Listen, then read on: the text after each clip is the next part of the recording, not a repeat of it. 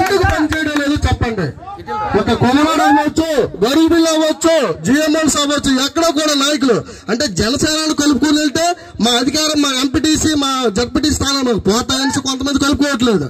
ఎందుకు అంటే మేము 6%, 7% ఓటింగ్ ఉందని చెప్పేసి కలుపుకోవట్లేదా?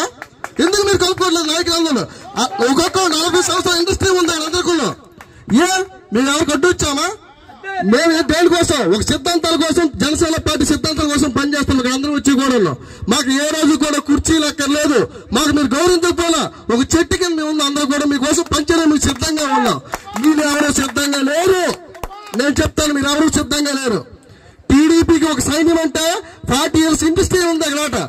ఎవరు కూడా ఒక ముఖాల్లో ఒక నవ్వు కూడా ఏది కూడా ఎప్పుడు కూడా ఏదో వస్తాడో తూతూ మంత్రంగా 4 మీటింగ్లు 4 మాటలు వెళ్ళిపోవడం. పుష్ప శ్రీవారి మీద కానీ ఎవరి మీద కానీ దేని మీద విమర్శలు లేదు. ఎలా గెలుస్తాం మనం చెప్పండి? ఎలా గెలుస్తాం? ఎవరు మీరు కలుపుకుని వెళ్తాడు? ఒక రాష్ట్ర కార్యదర్శి గౌరవం లేదు, ఒక జిల్లా కార్యదర్శి గౌరవించరు, ఒక ప్రెసిడెంట్ గౌరవించరు, ఒక నాయకుడు గౌరవించరు. ఎలా గెలిస్తే పార్టీ కాక? ఎలా గెలిస్తే పార్టీ? ఎవరికి ఇవ్వాల్సిన గౌరవం వాళ్ళకి ఇవ్వండి, ఎవరికి ఇవ్వాల్సిన పద్ధతులు వాళ్ళు పాటించండి.